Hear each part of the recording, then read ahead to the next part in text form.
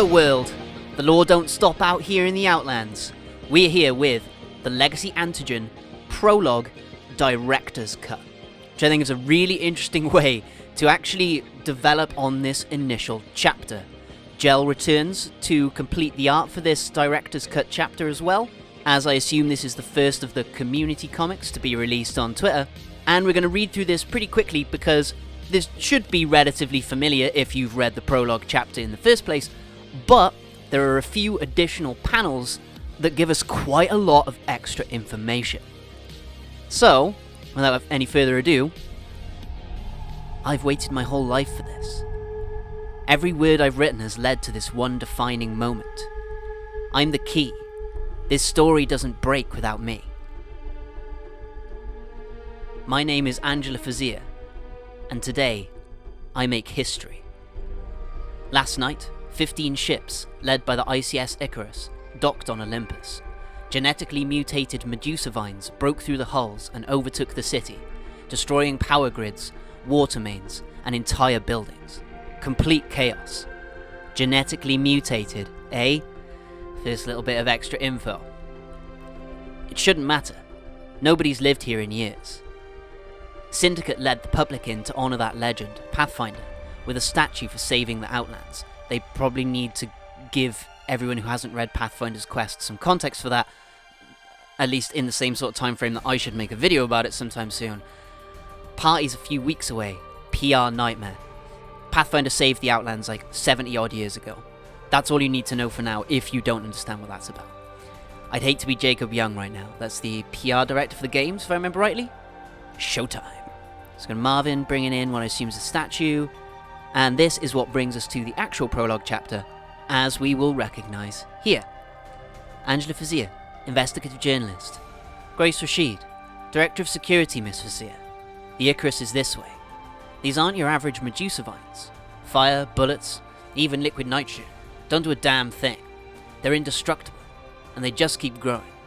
Follow me. Here we go, another chunk here. Whole fleet's a callback, which we knew. No crew responded, so the autopilot kicked in and brought them home. They're from Olympus, left this exact station 18 years ago. That's pretty important. That's basically right around the time that the Frontier War ended, as Typhon was destroyed and Gridiron suffered in the final battle. This gets expanded upon further, I'm pretty confident. Who's the owner? Don't know. Serial numbers were scratched off. Crew? Dead. How? Does my badge say lead mortician? I'm just actually noticing how nice it is to have these panels panelled properly. Like, seeing this panel actually in contrast to these other ones, and with this extra little addition crossing over the frame. Man, I hate to be this way about it, but this format kind of is a lot better than the in-game one. That's just a single panel at a time. It is a lot better seeing these things with context. And yet again, obviously, well done, Gel. This panel particularly really gets me in just like how it captures the space. Really cool shit. Whoa. I love that this is just one extra whoa added in out of nowhere. This would have been a nice panel on its own with the speech bubble breaking out of it and stuff. I'm out. If the floor starts to give, I'd run. I find it a little suspicious that she's mentioned this, and then in the first chapter, Loba just falls through the floor.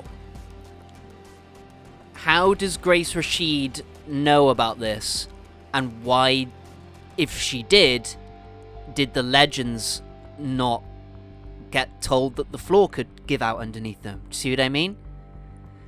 You're leaving me? What's more important than this? And in the original chapter, she just says here, her job, and then left, which made me suspect Grace Rasheed as being part of killing off, or attempting to kill off, Angela Fazia.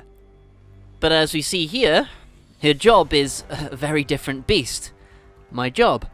I interview every crazed fan that comes through here, and thousands arrive today for this stupid party, for a stupid robot and his stupid statue.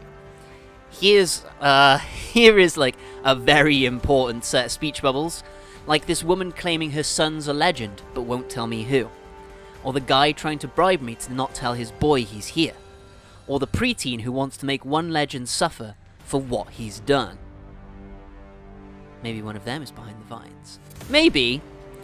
But let's figure out who these people are first, because theoretically, we can figure out who each of these three people are. The woman claiming her son's a legend, but won't tell me who. When we know of one woman who is theoretically the mother to two legends in Crypto and Caustic, I'm pretty confident that this is Mystik, or Miss Ticacek Knox, mother of Caustic and foster mother to Crypto. Those two essentially learned that they were foster brothers in Pathfinder's quest, and so bringing Mystik into things to sort of force the issue is a pretty good way to go about this. She's going to be put at threat, and those two are going to have to put their differences aside to try and help her. That's my thought on where she's going to go this season. The guy trying to bribe me to not tell his boy he's here, personally that's pretty clearly Duardo Silva. Kind of guy who'd bribe someone who has a son within the legends, and who's been messing around behind the scenes. Yeah, especially as Octane featured in the first chapter, struggling to hide his suffering. That seems a pretty clear conflict that's going to be brought up pretty soon as well. Then this one. This stumped me for a while, and I had to speak to a lot of people, do a bunch of research. We theoretically know who this is as well. And I kind of just have to drop who this is first to then explain it. This is theoretically Michael. And most of us know Michael from Nick speaking about him in Family Portrait. And at the time, I took the way that Nick spoke about Michael to mean that he was Nick's partner, and that Gibraltar and Nick were actually starting to have some kind of affair. Pathfinder's quest then revealed to us that Nick had a child, but not much else is said about it beyond that. And then 2 new loading screens from this season ultimately kind of make it pretty clear that Michael is Nick's child. The first loading screen you can unlock this season shows Nick talking to Gibraltar about him and Michael coming up to Olympus for Pathfinder's celebration, and talking about Michael coming with Nick, staying with Nick, and coming to meet Gibraltar, and that the two of them have to play nice. That doesn't sound like a partner unless they're entering into some sort of polyamorous relationship, right? But there's then another loading screen much further down the battle pass called My Hero, taken from a piece of schoolwork called My Hero Middle School Contest, written about a nameless character's dad whose boyfriend ruined his life, which sounds a lot like Nick, right? And this was then confirmed on Twitter by lead writer Manny that this is about Nick and Michael. So, as we have a preteen, someone who could be in middle school, who wants to make one legend suffer for what he's done, ruining his dad's life, back when they were boyfriends, right?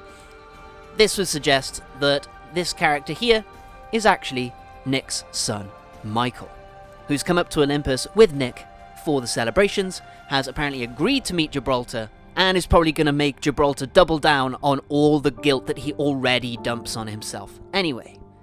That's another arc for this season, having Michael come to the point of forgiving Gibraltar, pushing Gibraltar to be able to forgive himself. Because even Nick saying he's okay, and that he's not a ruined person, wasn't enough for Gibraltar. It evidently wasn't enough for Michael either. As much as the partner angle made a lot more sense with the information we had, this feels like a better sort of way to execute on that character arc.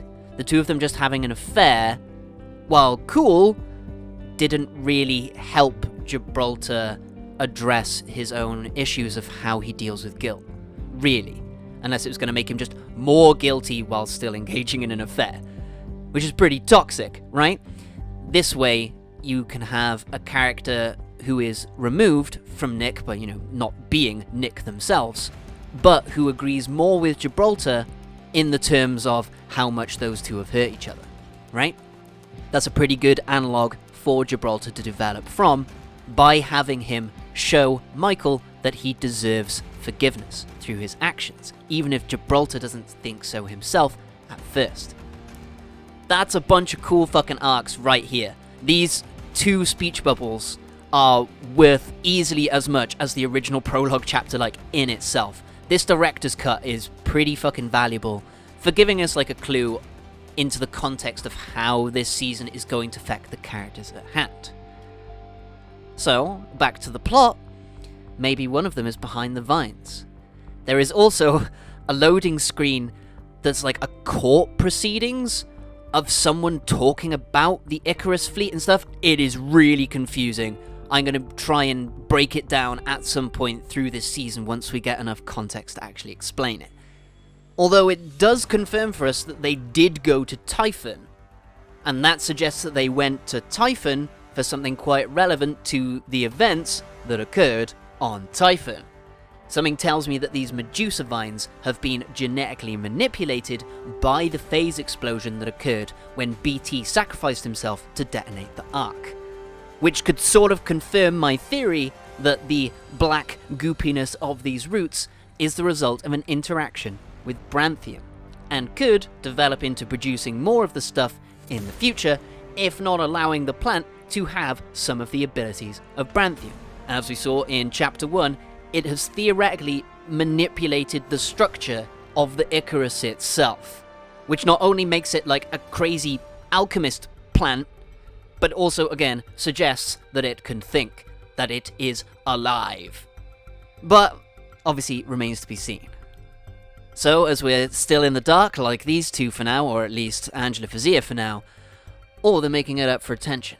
Lock up when you leave. Like, there's so many reasons that the vines could have been loosed on Olympus, but it seems more and more suspect the more information we get. If the plant gets too scary, maybe the corpses will protect you. There's also a voice line from Lifeline that correlates with Chapter 1 where Loba got attacked.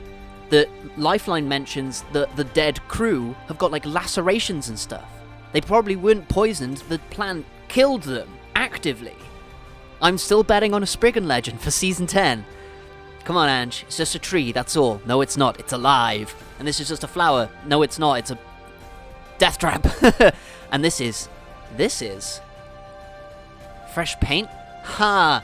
I like that. Again, that's a really good use of both paneling and the fact that you can have more panels per chapter. Duplicating this panel, fresh paint, and the drop of blood, that's really clever. Guys, sorry, release stuff as proper comics, please. It's so much better. New paint job, scratched off serial numbers, no cams. Someone's covering up the identity of the fleet's owner. This from here, I think, is all featured in the prologue chapter itself. What's so important about today? Isn't it obvious? Today's the day I die. Today I stop being Angela, and I get a new name. Why can't I breathe? Patient Zero. I'm just the first of many. A fatal allergen infects an empty city the same week thousands of people are allowed in? That's no accident. I'd stake my life on it, if I had one left. I like getting to see these in even greater detail. Look at that handsome fella just there. Yeah, this is some cool shit. Well done, Gel. Again, I've got to praise the artwork endlessly for how strong it is. I'm really glad they brought Gel so on board for this season. They'll give it their all, attempt to stop this thing. If they succeed, they'll be more than heroes. That's the stuff that legends are made of. Yeah, damn. I'm really glad that Gel got to draw all the legends for this final page. Like, that's a very deserving use of their time and really good opportunity for them to flex, you know? And I like how they've used it. Bringing in the vines creeping actually over the legends themselves. And we've got what seems to be one of our core dynamics leading into this season, as Valkyrie is probably about to save Loba, which is going to challenge Bangalore to actually earn her date back with Loba and allow these three to sort of consolidate who they are. I think that's a really cool set of arcs here. This has been building for a while as well, this dynamic. This dynamic has super been pulling its weight already. This one needs time for its conflict to burst out, I think. That could come up this season. We're going to be dealing a bit more with crypto in this chunk, I think. This season as well. Lifeline and Octane, very strong dynamic duo there. They've obviously got their own very involved issues to deal with on their side of things. And these three, they sort of feel like the outliers. We've obviously had Fuse and Bloodhound's relationship actually sort of developing over the last few seasons, especially in voice lines and stuff. These two seem really close now. Horizon, I'd really like to see how she factors into all of this. Of anyone, she feels like she has the least dynamic to develop with all the other legends here. She's obviously going to be really useful in dealing with this, I think. I think we could see something like Team Science setting out on their own particular mission here.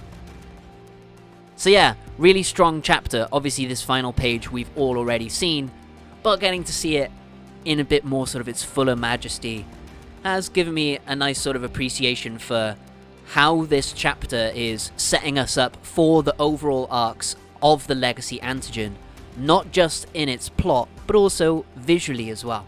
I think that's a really cool little touch that I, again, just have to appreciate Jel for. A huge congratulations to her for her work within the Legacy Antigen. A big thank you to Tom Casiello for everything he's done. As we know, this is his last offering as a member of the Apex Legends writing team. So as we see him off, let's keep our eyes to the sky and see what exactly he's got in store for us. I hope you enjoyed my thoughts on the Legacy Antigen Prologue Director's Cut chapter today. For so few extra panels, there was actually quite a lot of extra info to dig into here. Really appreciate this chapter, and I hope you did as well. But of course, that's enough out of me for today. Thank you for staying with me, friends. I've been Euclidean Vision, the emotional support. Take care of yourselves out there, teammates. And may the glorious light of Baskerville shine within you. Bye-bye.